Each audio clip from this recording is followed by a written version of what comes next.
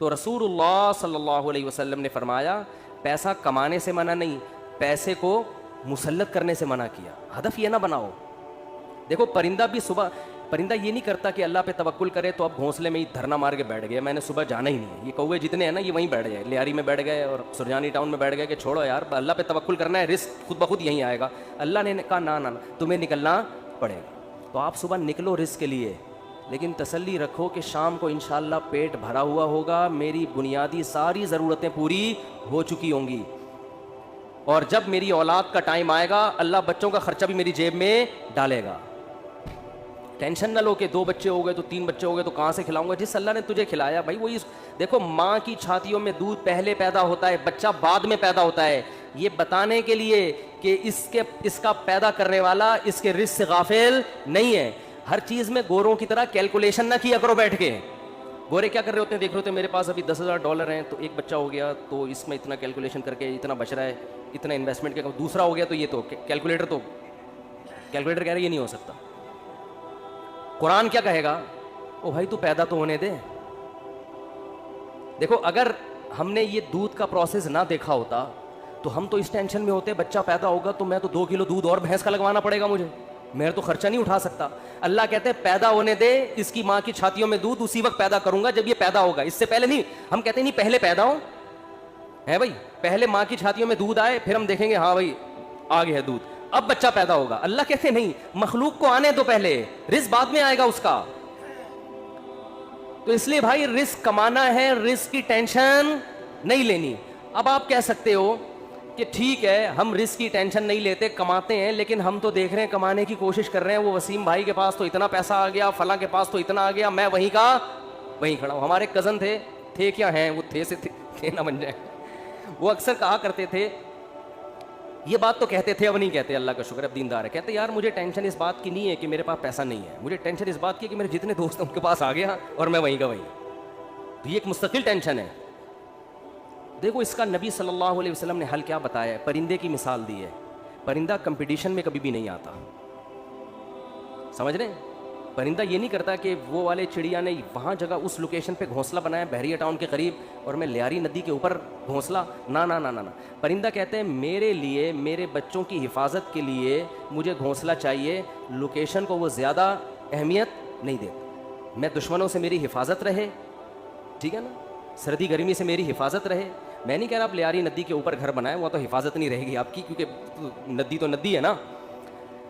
تو آپ نے یہ سوچنا ہے کہ مجھے اپنے گھر میں تحفظ کے ساتھ, گھر والوں کے ساتھ رہنے کے لیے چھت چاہیے. یہ چھت اللہ انشاءاللہ میسر کرے گا, چاہے اپنی ہو چاہے کرائے کی ہو. یہ ٹینشن نہیں لینا ہے, یہ ٹینشن کہ میری اپنی چھت ہو کرائے کی نہ ہو, یہ آپ کی بنائی ہوئی ٹینشن ہے. اللہ نے اس رزق کا وعدہ آپ سے نہیں کیا ہے, یہ غریبی ہے, یہ غریبی ہے. بنیادی ضرورت آپ کی سالن روٹی ہوتی ہے نا. ارے بھائی آپ گئے ہوٹل میں نہاری لے آؤ, 2 روٹی لے آیا, نہاری لے آیا, ایک غریبی منگوا لو گے, 2 منگوا لو گے, اس کے بعد کہے گا بھائی یہ غریبی ہے, اصل جو پیسے تھے نا وہ پلیٹ کے تھے. اب آپ نے غریبی کو مقصود بنا لیا, آپ جاتے ہی غریبی پہلے منگوا رہے ہو کہ یار 2 نہاری کی غریبیاں لے آ. اس کو غصہ آئے گا بھائی غریبی تو ضمناً ہوتی ہے. آج جو غریبی تھی نا, ذاتی گھر غریبی ہے, یہ بنیادی ضرورت نہیں ہے. گاڑی غریبی ہے, بنیادی ضرورت W11 میں بہت اچھی طرح سے پوری ہوتی ہے. ہم نے تو بھائی 20 سال W11 میں سفر کیا ہے اور اللہ کی قسم اب ترستے ہیں کہ W11 میں بیٹھے ہیں, لیکن اب شہرت اتنی ہو گئی کہ وہ بیٹھ نہیں سکتے. اب وہ W11 والا بھی اٹھ کے آ جائے گا کہ میں نہیں چلا رہا, میں گپ شپ کر رہا ہوں آپ سے. ورنہ عامر بھائی W11 کا مزہ آپ نے لیا ہوگا نا. W11 کراچی کی بہترین سوغات ہے بھی. G7 4L میں اللہ دشمنوں کو بھی نہ بٹھائے. جس طرح وہ چلاتا ہے نا اتنی بڑی بس کو, ہم تو جب بھی بیٹھے ہیں 2 فٹ اچھل کے.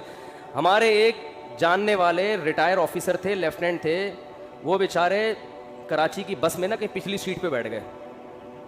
اسپیڈ بریکر پہ جب اچھل کے دھڑام سے نیچے گرے, ان کی ریڑھ کی ہڈی میں مسئلہ ہو گیا, اسی میں ان کی موت واقع ہوئی ہے. وہ نیوی کا آفیسر بیچارہ جنگوں میں شہید نہیں ہوا جنگوں میں شہادت نہیں ملی ہے, کراچی کی بس نے اٹھا کے پٹکایا اور انا للہ. تو رسول اللہ صلی اللہ علیہ وسلم نے فرمایا جس نے دنیا کو ہدف نہیں بنایا, ضرورت سمجھا کہ بھئی میری بنیادی ضرورت 2 وقت کی روٹی ہے, میری بنیادی ضرورت کسی اچھے علاقے, اچھے سے مراد جہاں چرسی ہیروئن چینا رہتے ہوں, ذرا پڑھے لکھے لوگ ہوں, ایسی جگہ پہ مجھے گھر مل جائے جہاں چھت ہو, جہاں بنیادی ضرورتیں پوری ہوں, بس یہ بیسک ضرورت, چاہے وہ اپنا ہو چاہے وہ کرائے کا ہو. اور نبی نے فرمایا کہ جس شخص کو 2 وقت کی روٹی مل گئی, پیٹ بھر کے سر چھپانے کی جگہ مل گئی, اور جسم کسی بڑی بیماری سے محفوظ تھا اس کا. اور ویسے بتاؤں, جب یہ لائف اسٹائل ہوگا نا تو جسم بڑی بیماری سے محفوظ ہی ہوتا ہے عام طور پہ. جسم کسی بڑی بیماری سے محفوظ تھا تو آپ صلی اللہ علیہ وسلم نے فرمایا یہ ایسا ہے گویا پوری دنیا کی دولت سمیٹ کے اللہ نے اس کے قدموں میں رکھ دی ہو. اب اگر یہ ٹینشن لے رہا ہے نا بحریہ ٹاؤن کی اور ڈیفنس کی اور ڈی ایچ اے کی وہ اسکیم میں نے, تو یہ غریبی کی ٹینشن ہے, یہ دل میں دنیا کی محبت کی علامت ہے.